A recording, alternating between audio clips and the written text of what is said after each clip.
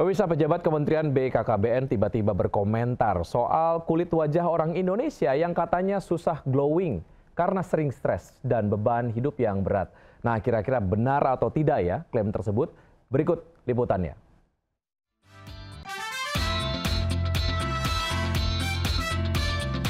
Bukan cuma perawatan kulit dan faktor genetik. Kementerian BKKBN baru-baru ini membagikan resep agar kulit warga Indonesia bisa glowing. Resep apakah itu? Sekretaris Utama BKKBN Budi Setiono menyebut kulit orang Indonesia susah glowing karena stres dan beban hidup berat. Beda dengan negara seperti Jerman Barat dan Korea Selatan yang warganya glowing karena lebih sejahtera.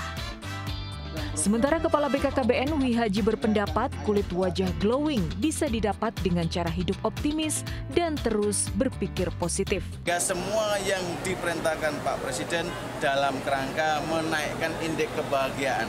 Insya Allah akan baik-baik saja. Percaya sama saya, Indonesia ini akan baik-baik saja. Tidak gelap. Pemirsa, kata BKKBN, warga Indonesia sulit dapatin kulit yang glowing karena stres dan beban hidup yang berat. Benar gak ya? Yuk kita langsung tanya warga yang ada di sini. Misi Ibu, maaf ganggu waktunya. Aku boleh nggak sih nimbrung ngobrol bareng? Boleh ya? Terima kasih. Aduh, Ibu pengen nanya dong. Mau kulit glowing nggak? Mau dong. Mau ya? Mau banget. Mau banget. Tapi kata BKKBN nih, katanya kalau kulit glowing itu bisa dapetin kalau lagi nggak stres. Berarti Ibu bisa nggak? Kalau ibu-ibu mah banyak ya, kita stres banyak banget. Kalau mau dibikin stres mah emang stres ya. Cuman kalau saya sih kok pertama stres mah karena anak sekolah. Kita pikir mau dapat negeri, ternyata swasta harus bayar kan. Lah itu salah satunya. Ya banyak ya kita mah kehidupan ibu-ibu ya kan, sehari-hari makan buat masak, belanja apa. Sembako mahal kan. Kebutuhan tuh banyak ya, terutamanya yang buat sehari-hari. Iya betul, makan. Jadi nggak sempat buat skincarean. Kalau ada duit lebih mungkin ya. Oke deh Ibu, makasih. Baik pemirsa, setelah kita berbincang dengan ibu-ibu yang ada di sini, ternyata susah loh bagi mereka untuk bebas stres. Apalagi sekarang kondisi ekonominya makin sulit. Contohnya harga sembako naik, semuanya mahal. Apalagi sekarang lagi musim PHK. Jadi makin susah dan makin sedih kalau misalkan ada anggota keluarga kita yang kena PHK. Ayo, pemerintah bisa bantu apa nih untuk para ibu biar bisa bebas stres dan kulit mereka biar glowing? Dari Jakarta, Jessica Winoto, Pandu Priyo, Rama Romadona, iNews melaporkan. Ya betul sekali Jessica. Kira-kira pemerintah bisa bantu apa ya agar warganya nggak stres? Karena kenyataannya meski angka kemiskinan Indonesia turun per Maret, tapi PHK merajalela dan pengangguran tembus 7,28 juta orang. Badan Pusat Statistik mengumumkan data kemiskinan di Indonesia menurun. Jumlah penduduk miskin di Indonesia per Maret 2025 sebanyak 23,85 juta orang, turun tipis dibandingkan Maret 2024 25,22 juta. Data kemiskinan BPS jauh berbeda dengan data Bank Dunia yang menyebut 194,4 juta atau sekitar 68,2 juta warga Indonesia hidup di garis kemiskinan. Perbedaan data kemiskinan yang mencapai 8 kali lipat menjadi sorotan. Publik mempertanyakan definisi kemiskinan BPS.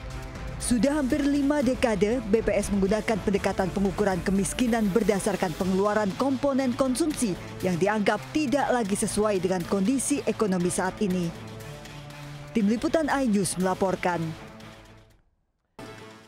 Aksi penganiayaan seorang wanita viral karena terjadi saat korban live di media sosial di Kota Baru, Jambi. Ironisnya dalam video viral tersebut juga sempat terdengar teriakan dari anak kecil. Ya ampun, kan ini. Tengok, tolong. Viral di media sosial, seorang wanita di Jambi dianiaya sang kekasih. Aksi penganiayaan pun sempat terekam kamera saat korban live.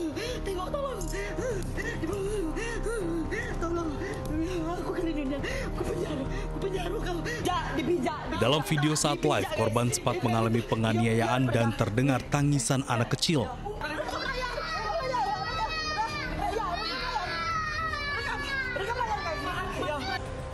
Setelah viral di media sosial, akhirnya pelaku penganiayaan ditangkap polisi.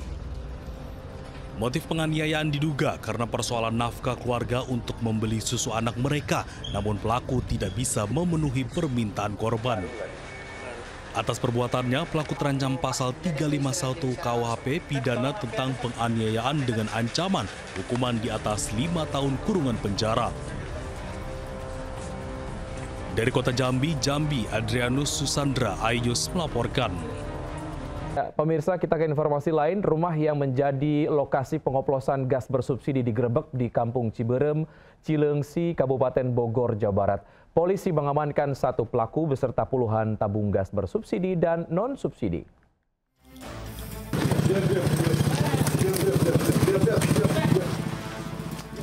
Tim Reserse Kriminal Polsek Cileungsi menggerebek sebuah rumah di Kampung Ciberem, Desa Cileungsi Kidul, Kecamatan Cileungsi, Kabupaten Bogor, Jawa Barat. Polisi mendapati aktivitas pengoplosan gas LPG bersubsidi ukuran 3 kg ke tabung gas non-subsidi 12 kg yang dilakukan di bagian belakang rumah. Seorang terduga pelaku, JT, diamankan saat tengah melakukan aksi pengoplosan. Sementara 1 pelaku lainnya, JF, berhasil melarikan diri. Dalam penggerebekan ini, polisi menyita 42 tabung gas ukuran 12 kg, 68 tabung gas LPG subsidi 3 kg, 16 pipa besi modifikasi, serta alat suntik hingga mobil pick-up. Atas perbuatannya, pelaku terancam hukuman 6 tahun penjara. Polisi masih memburu jaringan pengoplosan gas bersubsidi di wilayah Bogor dan sekitarnya. Dari Kabupaten Bogor, Jawa Barat, Cahya Supriyatna melaporkan. 2 pengamen terekam CCTV saat membawa kabur tas berisi laptop milik penumpang KRL yang tertinggal di Stasiun Duri, Jakarta Barat. Hasil pemeriksaan, kedua pelaku sudah 5 kali beraksi di dalam kereta KRL.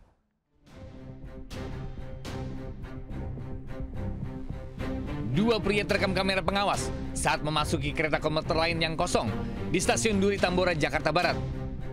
Saat melihat ada tas tertinggal di rak kereta, salah satu pelaku segera menggasaknya dan kabur. Sementara itu, isi tas diketahui berisi laptop. Aksi pencurian ini baru diketahui usai pemilik tas melapor ke petugas keamanan komuter lain. Usai mendapatkan laporan, polisi menggerebek tempat tinggal kedua pelaku di kawasan Stasiun Manggarai, Jakarta Selatan dan Kalianyar, Tambora, Jakarta Barat. Kedua pelaku yang berprofesi sebagai pengamen memang kerap mencari kesempatan mengambil barang penumpang yang tertinggal. Dari pemeriksaan sementara, diketahui keduanya sudah beraksi selama 5 kali. Sementara untuk laptop yang dicuri mereka jual di pusat perbelanjaan kawasan Jakarta Pusat senilai Rp750.000. Atas perbuatannya, kedua pelaku dijerat dengan pasal 363 KUHP tentang pencurian dan ancaman hukuman 5 tahun penjara. Dari Jakarta, Miftahul Gani, iNews melaporkan.